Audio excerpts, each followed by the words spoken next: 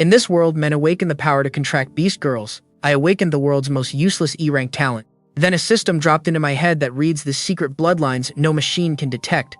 And the campus belle everyone pities is sitting on the strongest one alive. It all starts at the gates of Jiangcheng Beast Taming Academy, where my girlfriend dumps me without warning. 2.5 years ago, I got iskayed into this world and nearly starved on the streets until Ruyan handed me 10 yuan and saved my life. I paid her back by carrying her breakfast every morning and signing in for her classes like a glorified maid. Now she tells me a B-rank tamer noticed her, and they already finished their contract last night. She throws herself into the rich heir's arms and walks off without looking back. The students around me point and laugh, calling me a loser who is not even enrolled here.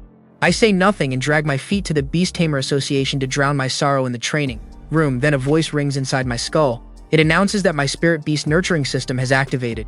A blue window pops up showing my pathetic stats and my garbage E-rank talent, the one that only slows a beast's aging a little. The thing is 2.5 years late, but I am not about to complain. A gift pack drops 3 SSS rank talents into my lap. Infinite contract lets me bond endless beast girls. Energy guidance lets me refine treasures perfectly. Spirit Beast Awakening can wake hidden bloodlines that got buried by sickness or weakness. On top of that, I gain Spirit Beast Insight, which means I can read the secret stats no testing machine can see. While I sit there grinning like a doofus, a girl in a white dress walks up to tell me it is my turn. Her black hair falls to her waist and her face is the kind that makes a man forget his own name. The real shock is the panel floating above her head. Her name is Meng Shui, and the machines tested her as a trash F-rank white lizard. My system tells the truth. Underneath that lizard label sleeps an SSS rank frost dragon, suppressed since childhood by a weak heart and a body that never got proper exercise. There are only 3 SSS rank beasts in the whole country, and one is standing right in front of me looking annoyed. I stare too long and her favorability drops. She is the Academy's campus belle, the girl who rejected hundreds of tamers because nobody knows her beast form is a sad little lizard. I lean in and whisper that I know her secret. Her face goes pale, and she follows me into the training room to shut me up, probably expecting me to demand she pop her cherry for my silence. Instead, I tell her to pick a monster to fight. Confused, she chooses a weak earthworm monster. Before the battle starts, I grab her hand and use Spirit Beast Awakening. Warm power floods into her. A strand of her hair turns snow white, silver dragon horns push out of her head, and white scales spread across her arms. She transforms into a real frost dragon and freezes the worm into an ice sculpture with one breath. The thing shatters into 1,000 pieces. For the first time in her life, Meng Shui feels true power, and she gets addicted instantly. She blasts through stronger and stronger monsters, flying around the room and crushing everything under her claws, her cold demeanor melting into pure joy. When the session ends, her power fades away. She panics, thinking she lost it forever, but I explain that the power is hers and only needs me to keep waking it. I ask her to contract me. Her cheeks turn red, and after a moment she agrees, telling me to call her Shuer from now on. We seal the deal, and she pulls me along by the arm out of the building. The whole waiting room loses their minds. The ice beauty who shot down everyone is suddenly clinging to the broke nobody who got dumped that very morning. Ruyan's chubby room steps in front of us, demanding to know what I think I am doing cheating on her friend. I tell her I am simply picking up girls, and I wrap my arm around Shuer's waist while I do it. The girl is so stunned her jaw nearly hits the floor. On the way out, I learn Shuer lives alone in a fancy apartment, her scumbag relatives long gone. I admit I live in a crumbling shack in the slums with an open pit for a toilet. She pokes my cheek and tells me my home is her home now, and that I am never going back to that dump. The truth is, she still cannot figure out why a tamer this powerful was living like a homeless scrub, or why Ruyan tossed me aside for a rich heir when she could have had me. None of that matters to me anymore. I went from a starving loser, nobody wanted, to sharing a luxury apartment with the most beautiful girl in the city, and my real story is only getting started. The next day, Jouer and I head to the Beast Tamer Association to grab our tamer licenses. The place is packed because finals are coming, and every pair wants the free monster meat that comes with passing. While we wait in line, we run straight into the 2 people I least want to see. Ruyan is hanging off the arm of her new rich heir, Qin Shousheng, a guy in sunglasses with a cigar in his mouth and the brain of a brick. My system reads them both as garbage. Ruyan is a trash E-rank sandworm, and her shiny new boyfriend is the kind of nepo brat who buys his way through life. Qin Shousheng struts over and pats my shoulder, bragging that he already tasted Ruyan for me and that I should not bother thanking him. The second he tells me his name, I almost choke, trying not to laugh, because only a deadbeat father would saddle a kid with a name that sounds like that. He notices Zuer hiding behind me, and his smug face cracks, since this is the campus belle he spent months simping over with no results. Ruyan drags us off toward the testing area, shooting me a glare so nasty you would think I was the one who dumped her. When it is our turn, the whole room watches. The assessment works like the training rooms where you fight AI monsters and pass 9 stages to prove your strength. Qin Shousheng goes first as a combat-type tamer, swinging a spear around while his trash Ruyan does nothing, and he stops at the 3rd stage because a rich boy does not need petty rewards. Then it is our turn, and the crowd is already snickering, calling us an E-rank and F-rank pair too pathetic to even show their faces. Shuer steps forward and the first monster summoned is a 5-star blaze hound far above her level. Qin Shouxing grins, hoping to watch us get deleted. Instead, Shuer transforms into her frost dragon and blows one breath of ice.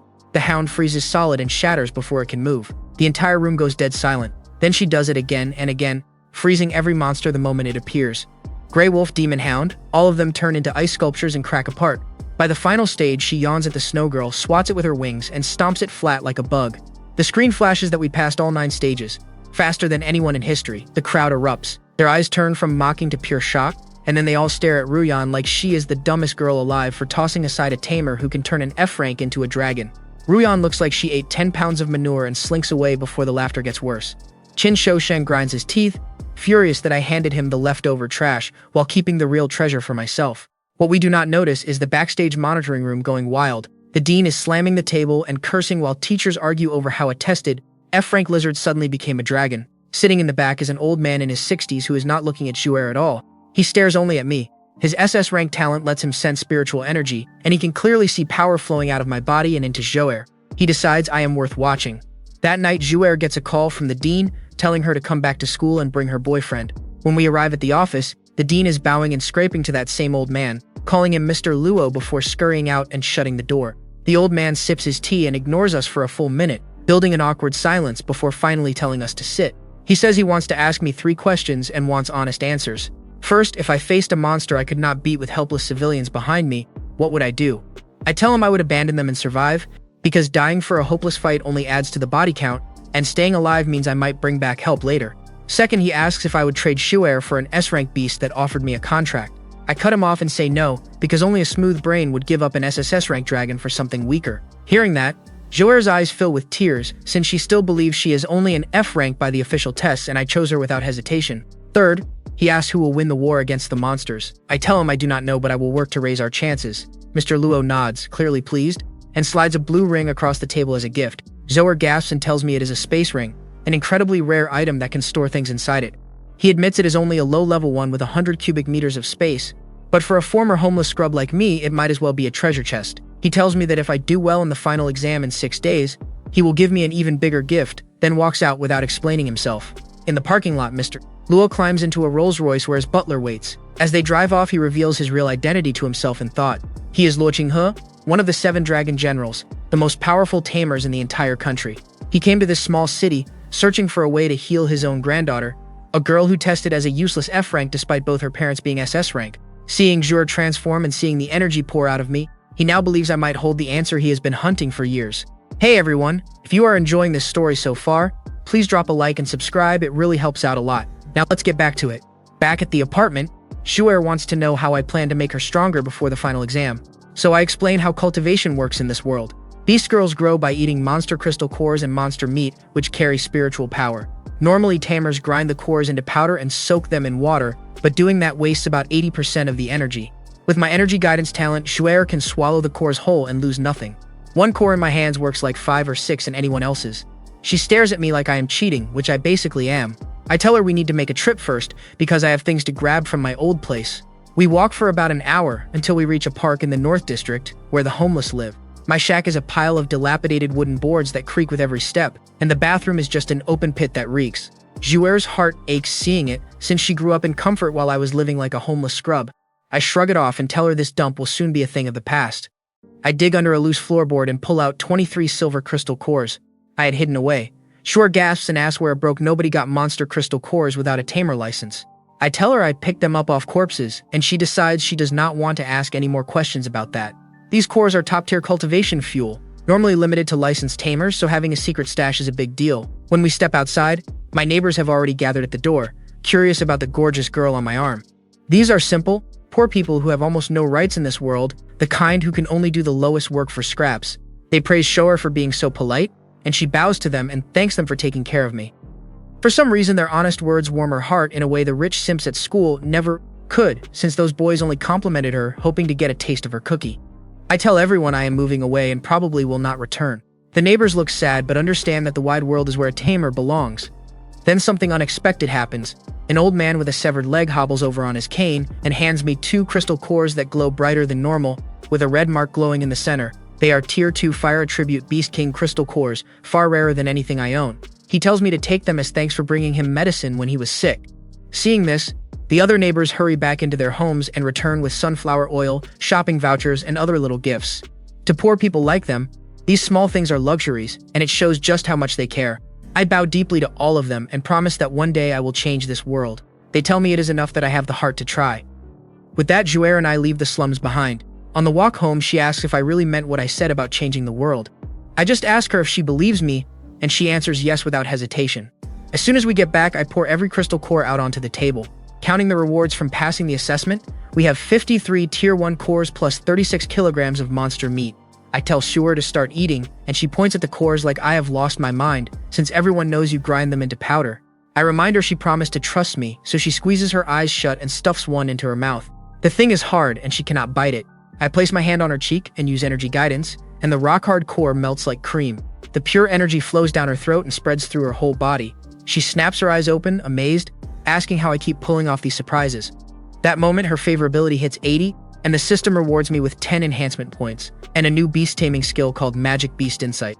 I dump all the points into my physique, raising it to 20 because my body has been getting a serious workout these past 2 nights, and I plan to keep that up. Then I tell Jouer to keep eating, and she swallows the rest of the cores with my help. Cold air fills the room as a snowy aura rises around her.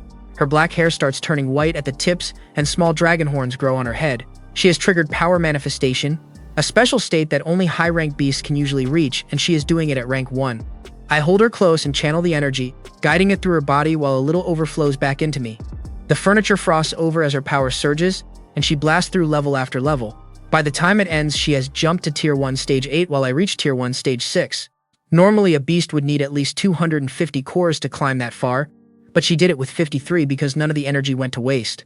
Jouer is stunned, realizing just how absurd my ability is. When she finishes, she is still hungry, so I tell her to cook up a monster leg since that has little energy and is fine to eat normally. I poke the dragon horns on her head and ask if I can use them as handlebars tonight. Her face turns bright red and she swats my chest, telling me dragon horns are sacred and not for my weird ideas. I ask if that is a no, and after a long sigh, she gives in. The poor homeless loser from this morning is now a powerful tamer, with a dragon girl in his bed, and tomorrow we start hunting for real. The next morning, we head to the Beast Tamer Association to buy more crystal cores, but the weekly limit is small and the extra ones cost triple. Jouer comes from a rich family and wants to buy a huge pile anyway, but I stop her. There are still a few days before the final exam, so I tell her we should go outside the city to hunt monsters ourselves. That way we get free cores and sharpen our combat skills at the same time.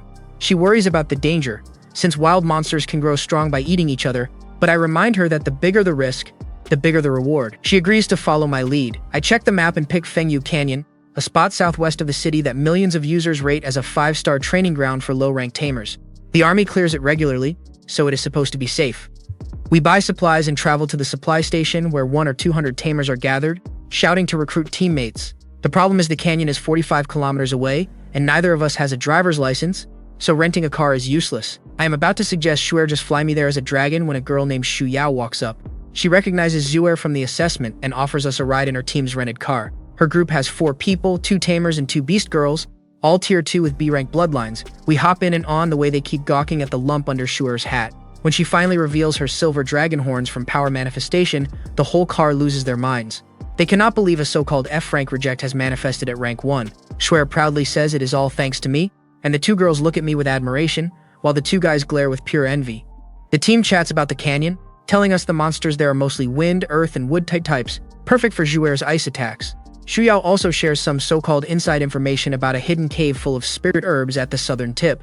We are not impressed, since if such a cave existed, the high-ranked tamers would have swarmed it long ago instead of leaving it for newbie nepo brats. Before she can finish her story, the whole car suddenly shakes hard to the left. A group of monsters that look like withered trees is charging at us, about 20 or 30 strong. One huge one is bigger than the rest and charging up a ball of green light, the source of the attack that hit the car. My system labels the small ones as withered wood demons at Tier 1 Stage 10, and the big one as a demonized withered wood at Tier 2 Stage 3, whose roots can be used for soup. The 4 upperclassmen jump out and get ready to fight. Their beast forms a blazing horse and a giant bear. Jouer glances at me, then transforms into her frost dragon. I leap onto her back, which shocks her since she is flying several meters up, but my physique is strong enough now to jump that high. I tell her to take out the big demonized withered wood first, but to spare its roots. She smashes it in half with one swipe, then turns to help the seniors, who are getting overwhelmed by the numbers. She breathes out a wave of ice mist that freezes more than half the swarm instantly. The seniors stare with their jaws hanging open, while she stomps the rest into mush, finishing the whole fight in under a minute. After the battle, the seniors gather around like a girls' meeting, gushing over how strong Showa is, while the two guy tamers look at me with awe instead of jealousy now, since the gap between us is just too vast. We collect the loot, 27 Tier 1 cores, 1 Tier 2 core, and a kilogram of demonized withered wood roots, worth over 10,000 yuan. The seniors offer to only take cores for the monsters they personally killed, which is a no-brainer since they barely did anything. Then they spot the space ring on my finger and gasp, instantly wondering what kind of background a guy like me has. I just shrug it off. When we check the car, the monster attack blew out all the tires except one, so the team cannot drive any further. I tell them we will part ways here and thank them for the ride. Zhuer transforms and flies off with me on her back, while the four seniors watch the silver figure shrink into the distance, wishing they could be as strong as us. Over the next 2 days, Zhuer and I hunt across the canyon, wiping out swarm after swarm. I spot the monsters from her back using my system while she freezes them by the dozen. We spend the night in a hollow tree, and I keep feeding her cores with energy guidance. She breaks through to Tier 2, Stage 2, and I reach Tier 1, Stage 9. She notices the breakthrough felt harder than expected, and I explain that the stronger the bloodline, the more energy each level costs. With my ability though, burning through extra cores is no problem at all. By the second evening, we have collected nearly 500 Tier 1 cores and over 200 Tier 2 ones. Zhuer climbs to Tier 2, Stage 3, and I reach Tier 2, Stage 1. Just as we prepare to leave the canyon, a strange noise rumbles from the distant forest and the ground starts to tremble. Like a small earthquake, Zhuer takes to the air, and what we see freezes us both in place. Something massive is coming, and it is far bigger than anything we have fought so far. Hovering in the air, Zhuer and I finally see what is causing the rumbling. A stone giant 2.5 times bigger than her dragon form is charging through the forest, knocking down trees like they are blades of grass.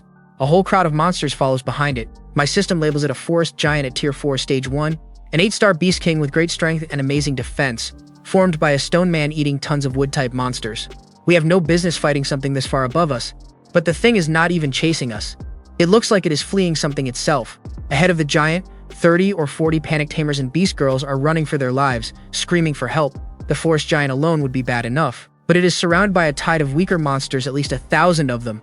They are only Tier 2, Stage 1, but with numbers like that they can crush anything. After my shock fades, the corners of my mouth lift up, because 1,000 monsters means 1,000 crystal cores, and a lot of them are Tier 2. I scan the swarm and notice none of these monsters can fly or attack from range. To Zhuer, they are just sitting targets. She does not even need instructions. She soars high and breathes out her ice, and a white mist sweeps over the forest, freezing dozens of monsters into sculptures that shatter on the ground.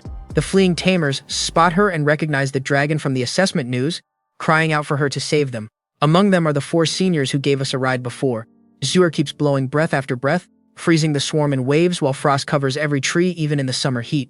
The forest giant finally fights back, swinging a stone fist big as a tree trunk and kicking up a storm of mud and sand. A hit from that would smash even Showa into pieces, but she flaps her wings and spirals up, easily dodging. The giant tries vines next, but they are too short to reach her. The little monsters cannot touch her either, so she just keeps harvesting their lives. After a few rounds, the swarm has lost nearly half its numbers.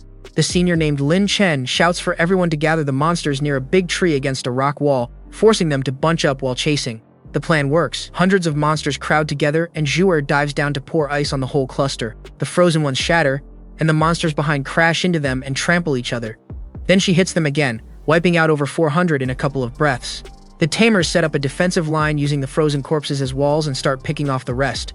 That leaves the forest giant. Zhuer trades blows with it, but her attacks cannot crack its thick hide, and the two reach a standstill. She asks if we really need to kill it, since reinforcements are coming, and she could just farm more little monsters instead.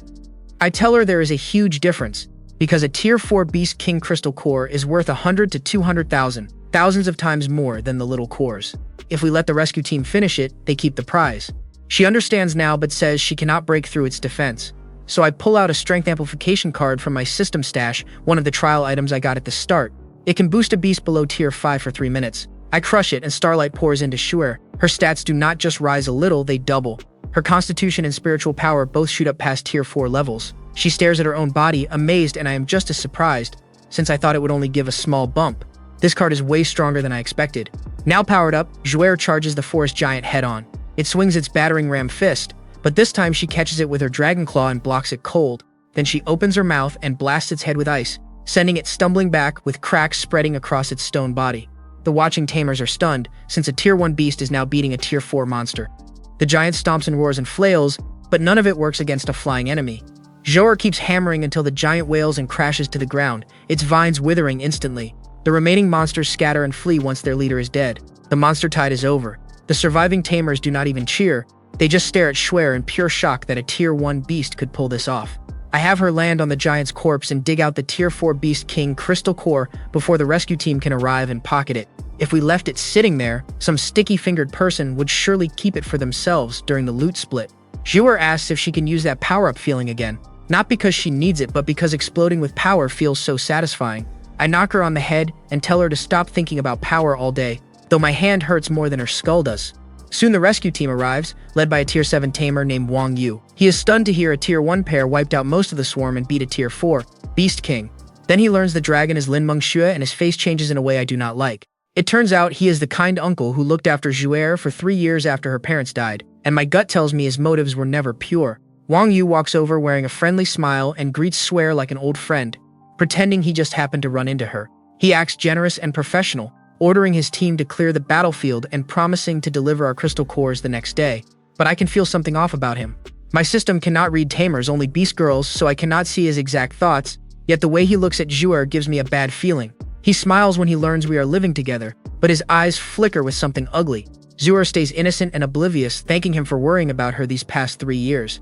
We fly home, and once Wang Yu thinks we are gone, his true face comes out. His killing intent grows as he watches the dragon shrink into the distance. His own beast girl, an S-rank spider named Chu Qingze, senses that Zhou'er's bloodline is even higher than her own, which makes Wang Yu even more furious. The cabbage he spent 3 years raising finally bloomed, only to get snatched away by some homeless scrub he never saw coming.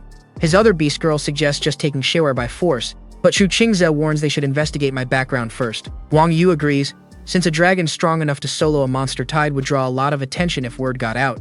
He decides to control the information first, so no other high-rank tamers come sniffing around Zhou'er. That night, Wang Yu meets with Qin Shouxing and Ruyan in a fancy restaurant to dig into who I really am. He has spent all day burning through his connections, only to grow more confused. On the surface, I am just an orphan from the slums, but the deeper he looks, the stranger it gets. In this world, everyone has an activity record, yet I have zero history for 18 years, like I appeared out of nowhere as an adult. He cannot say it out loud, but the truth is I got a C-Cade here. Ruyan swears I am nothing but a stinky loser orphan, which only confuses Wang Yu more, since a stinky loser should not be able to break a beast from rank 1 to rank 2 in 5 days. Then Qin Shouxing pulls out some photos. They show an old man leaving the academy office the night of our assessment, spending 5 whole minutes alone with me and Zhou'er. Wang Yu's face goes pale when he recognizes the man as Luo Qinghe, head of the #1 beast tamer family and one of the 7 dragon generals. If I am connected to the Luo family, going after me would be suicide. Still, greed wins over reason. Qin Shouxing pulls Wang Yu into the restroom and types out a plan on his phone, since the walls might have ears. He suggests killing me during the final exam and disguising it as an accident, so Wang Yu can take over the already awakened Zhou'er. When Wang Yu points out that Zhou'er is too strong to get past, Qin Shouxing grins and pulls out a syringe of dark green liquid. He says as it is an enhancement potion from Eagle Country that can boost a beast girl by 2 or 3 ranks, complete with a demo video of a beast girl going berserk and crushing enemies far above her level. The plan is to inject the potion into Ruyan, have her pin down Zhou'er while Wang Yu's beast girl Ning Yan assassinates me. Qin Shouxing does not care that the side effects are probably nasty, since he is already bored of playing with Ruyan after 1 week and wants to trade up after the exam. To him, letting a trash rank reject feel powerful before she croaks is a mercy. In return for his help, Qin Shouxing wants a pair of B-rank twin beast girls that Wang Yu has stashed away in his trafficking stock. Wang Yu agrees, since trading a couple twins for an SSS rank dragon is the deal of a lifetime. These 2 scumbags shake on a plot to delete me and sell girls like livestock, never imagining how badly it will blow up in their faces. Meanwhile, back home, the danger I sense from Wang Yu has me on edge, but the next night something unexpected happens. The doorbell rings late, and when Zhou'er opens it, a tall, mature beauty in a blue dress stands at the door. Her face is gorgeous, her figure is loaded with serious plots, and Zhou'er instantly gets jealous, wondering if I ordered some special late-night takeout. But my system tells the real story. This woman is named Luo Xiyin, and her panel reads F-rank Singing Bird on the surface, with a hidden SSS rank Azure Phoenix sleeping underneath, locked away because childhood vocal cord damage left her unable to handle the power. The system pings, recording another SSS rank hidden bloodline, and offering rewards if I contract her and raise her favorability past 80. Xiyin reveals she is the granddaughter of Luo Qinghe, the very old man who gave me the space ring. Her grandfather sent her to find me because he believes I can wake the power buried in her blood. Zhuer nearly faints when she realizes the kind old man at the office was one of the 7 dragon generals. Xian grabs my arm and stares at me with hope, asking if I can turn her into a dragon like Zhuer. Just like that, my second divine beast has walked right up to my door, and the path to the world's peak gets a little wider. Xian is so eager to feel her power that she sprints up 11 floors to the rooftop, beating the elevator. Zhuer pouts, clearly jealous that another beauty showed up clinging to me, but she also understands the pain of being labeled trash better than anyone. On the rooftop, I take Xian's hand and use Spirit Beast Awakening. Blue runes spread across her skin, her body grows huge, and she rises into the air. A giant azure phoenix with cyan gold feathers appears, letting out a clear cry that rings through the night sky. She stares at her reflection in an ice mirror Zhuer makes for her, crying tears of joy that she is not trash after all. That night, Xian contracts me too, and by morning my system shows 2 beast girls in my slots, both SSS-ranked divine beasts. Zhuer and Xian cook me a fancy breakfast and feed me by hand, teasing me about how hard I worked the night before. My waist is barely holding together, but I am not about to complain when 2 top-tier beauties are competing to spoil me. What I do not know yet is that Luo Qinghe used his authority to turn the final exam into a 3 academy competition, just so Xian could show off her new power in front of everyone. The rewards are jacked up to include Beast King Crystal Cores, and the whole thing will be live-streamed by a famous food blogger named Su Tao Tao. The old man wants the world to see that his granddaughter is no longer a reject. The morning of the exam, the 3 of us walk onto the playground and every eye locks onto us. The students whisper about how I am clearly drained from cultivating affinity all night, then notice Xian and realize I somehow contracted a second beauty whose looks rival Zhuer. The boys grind their teeth with envy, calling me a lucky scrub who does not deserve 2 goddesses, while they cannot even land 1. A beast girl proctor named Wang Kaylee steps forward and explains the new rules. The exam now pits Jiangcheng against 2 other academies, Linjiang and Yicheng. First place gets a Tier 3 Beast King Crystal Core with big rewards down to the top 100. The crowd buzzes with excitement, since the rewards are 5 times bigger than last year. My system reads Wang Kaylee and nearly knocks me over. She is Luo Qinghe's own contracted spirit beast, an SS-ranked tiger at Tier 13, basically invincible. The old man clearly sent her to watch over Xian and keep her safe. Up in the viewing hall, Luo Qinghe hides his identity and sits among the celebrity parents like a grumpy old man. Beside him is a slick-back, cigar-chewing buffoon named Fang Zhengkai, the father of the Yicheng ace. Fang brags that his daughter will take first place no matter what, calling Xian nothing but a bigger bird. Luo Qinghe sneers right back, and the 2 old geezers start bickering like children. Luo Qinghe could crush this man with a finger, but he hides his power just to enjoy arguing, since everyone normally simps and fawns over him and never talks back. The Linjiang ace's father Lin Yang just smiles and stays quiet, since he already suspects I am far more than I look. While the old men squabble, I think about the food blogger Su Tao Tao streaming the whole thing. She is a tiny girl with twin tails and a cute face who built her fame on eating huge amounts of food. The chat is full of fans simping over her, calling her their goddess. What nobody knows, including her viewers, is her sad story. She is actually an orphan who was abandoned as a child because her family could not afford to feed her bottomless stomach. She grew up doing the lowest work just to scrape by, and when she finally awakened, she got stuck with a trash F-rank cloud-swallowing beast, good for nothing but eating. She dreams of one day awakening real power, turning into a giant beast, and finally eating her fill, but she believes that dream will never come true. She has no idea her hidden bloodline is something far greater, or that she will soon cross paths with me. The drum sounds and the exam begins. Beast girls transform and charge into the forest, while mountable beasts carry their tamers ahead. The Linjiang and Yicheng aces ride off on a shadow panther and a unicorn, looking flashy. Then it is our turn. Zhuer and Xian both want to fight, but Xian begs to show off her new wings first. She transforms into the Azure Phoenix. I leap on her back with Zhuer and she flaps once, blowing every nearby student off their feet before rocketing into the sky so fast the drones can barely keep up. The whole playground stares in shock at the streak of cyan light shooting into the distance. They have no idea what kind of beast Xian is, and the boys whine that beauties always belong to other men while they stay background characters. Up in the viewing hall, even Luo Qinghe leans forward, eager to watch his granddaughter prove herself to the world. The 3 Academy exam has just begun, and we are about to break it wide open. Flying high over the forest, Xian grumbles that she cannot find any monster groups to wipe out. After finally getting power, she wants to slaughter monsters in droves, not pick off lonely stragglers. I point at a gray-winged beetle sitting on a hill. My system shows it is a timid 2-star monster that flees the moment it senses danger, but when it gets cold, it chirps to call its friends together to huddle for warmth. Xian does not get it, but Zhuer does. Since Zhuer is an ice dragon, she can fake a cold winter and trick the whole swarm into gathering. Zhuer switches to armed form and blows a small breath of ice at the bushes. Around the beetle, the temperature crashes from summer heat to freezings, and the beetle's wings ice over so it cannot escape. It starts chirping, and soon hundreds of gray-winged beetles pour out of the forest and fly straight toward us. Xian gets so excited she screams that her monster tide has finally arrived, begging her grandfather to watch her shine. The drones catch the whole thing, and the viewing hall and Su Tao Tao stream go nuts, thinking we are insane for luring hundreds of monsters on purpose. Xian lets the swarm get close, gathering cyan light on her wings until it forms huge blades. When the beetles are nearly on top of us, she swings her wings and unleashes 2 giant wind blades that slice the swarm in half, killing more than 2/3 in one move. The only damage she takes is some dust on her pretty feathers. Then she shrinks the wind blades smaller and smaller, killing 2 beetles every couple seconds with tiny, low-cost strikes. In under a minute, the entire swarm is dead, leaving a forest full of corpses.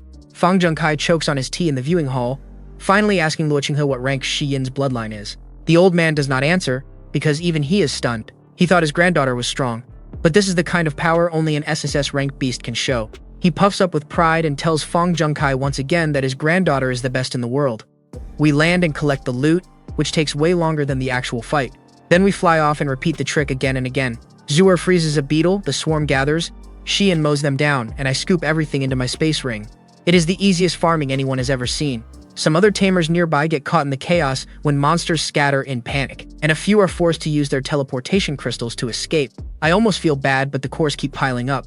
When we finally put our score orbs into the counter back at the rest area, the leaderboard explodes. We sit at first place with 12,800 points, more than 5 times the second place team's 2,440. The students from all 3 academies are dumbfounded, since even killing monsters non-stop should not rack up that many points.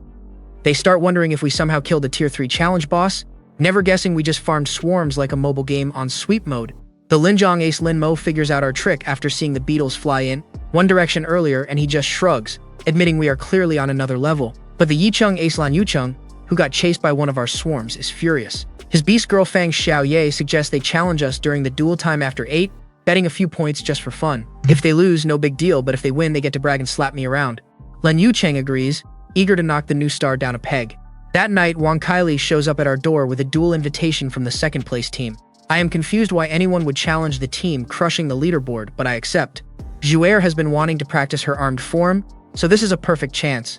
The crowd gathers, buzzing that the number 1 team is dueling the number 2. Zhuer switches to armed form, her dragon wings and tail showing, and the boys go wild over her white stockings and dragon girl look, whining that they will never contract a dragon with their trash talent.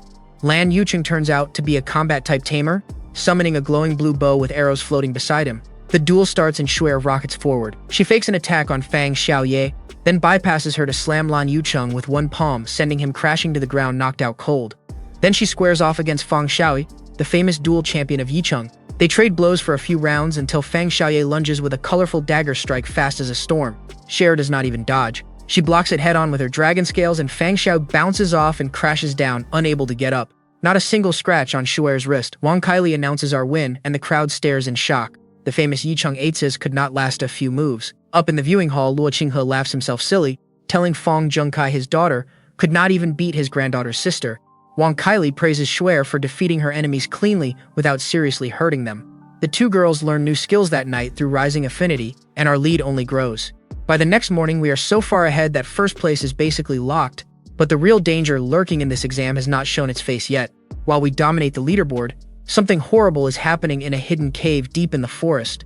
Qin Shousheng pins Ruyan down with help from Wang Yu's beast girl Ningyan, then jabs the dark green potion into her, promising it will make her as strong as an S rank. Ruyan screams and begs, calling out for me to save her, but in that lonely cave no one hears her. Green veins crawl across her body as the potion takes over. Ningyan senses something wrong. The aura around Ruyan does not feel like a power-up, it feels like demonization. She used to work at a hospital that handled euthanasia for beast girls about to turn into monsters, and this is the exact same energy. Before Qin Shousheng can react, Ruyan twists into a massive black insect monster, a tiger-shaped beast covered in dark armor with a round mouth full of spinning teeth. Her bloodshot eyes lock onto the 2 who did this to her, full of pure hatred. Ruyan lunges and Qin Shousheng jams a spear into her mouth, but her strength is too great and the spear snaps. She bites him in half and swallows him whole, the rich air gone in a single crunch without even a scream. Ningyan spits flames at the monster, but the attack barely scratches the armor. Terrified, she turns and runs deeper into the cave. There is a short burst of crashing sounds, then dead silence. Ningyan is gone too. Back at the exam, our team keeps farming, but the school suddenly bans gathering monsters, clearly because my swarm trick has been forcing other tamers to flee and triggering small monster tides everywhere.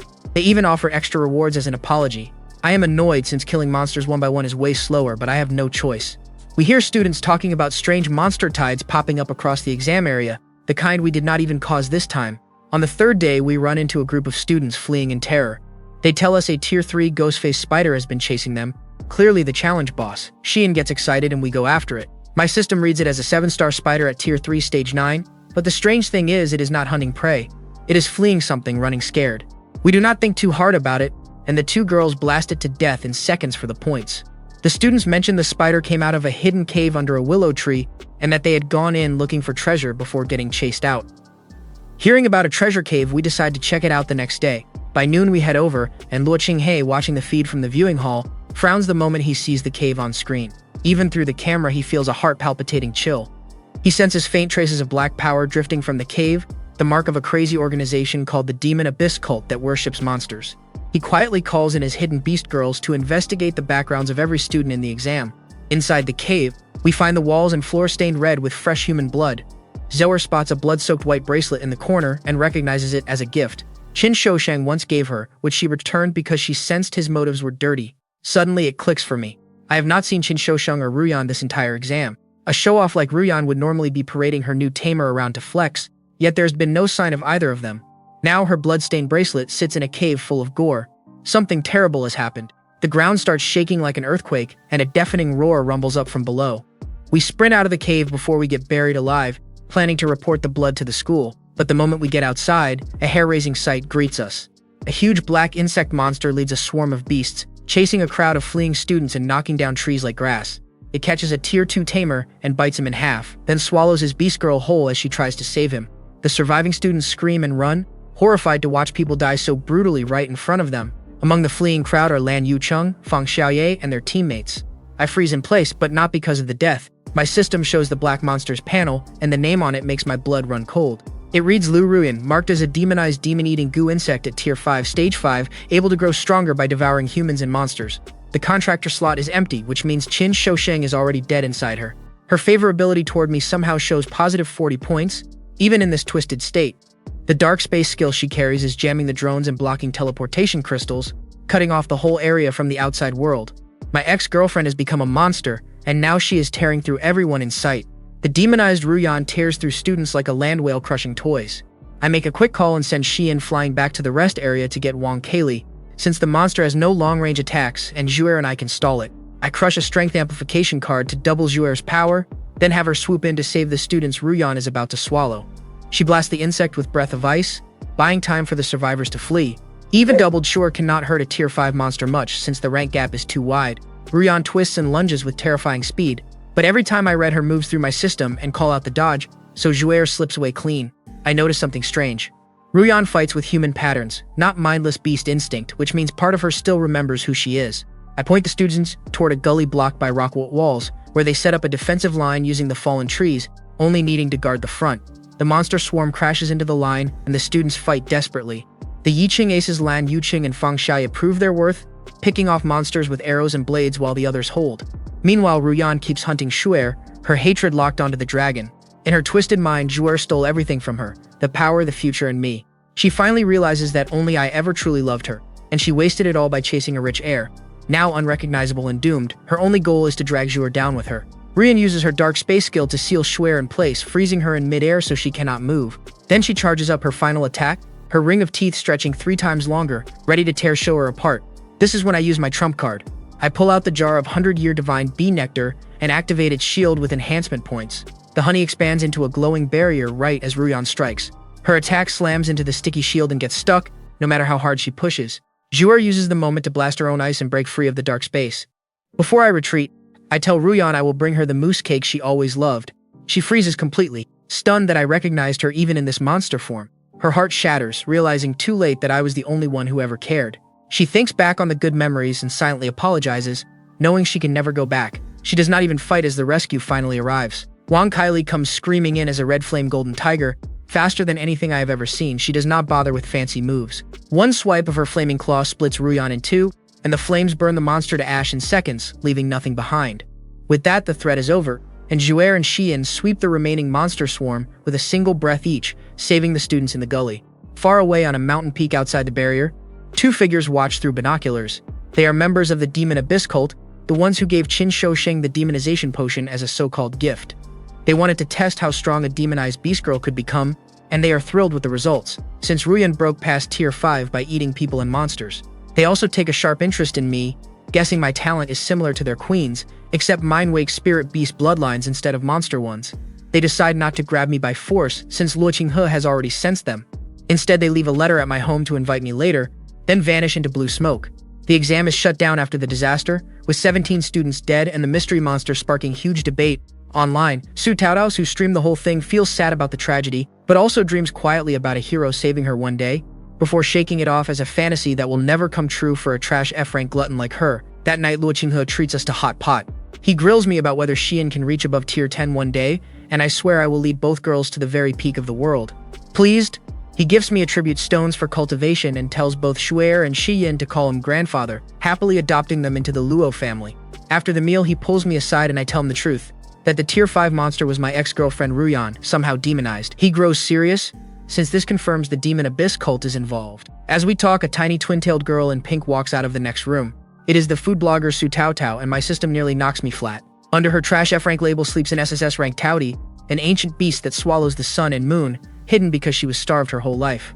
The system pings, recording a third divine beast and offering huge rewards if I contract her. She recognizes me as a fan and asks for an autograph, and Luo Qinghe pats my shoulder before leaving us alone. Just as I plan how to befriend her, she suddenly clutches her chest and gasps in pain, whispering in disbelief that it is starting already, 3 years too early. If you enjoyed this video, please like, subscribe, and comment Frostic Dragonlin if you want the next part to this series.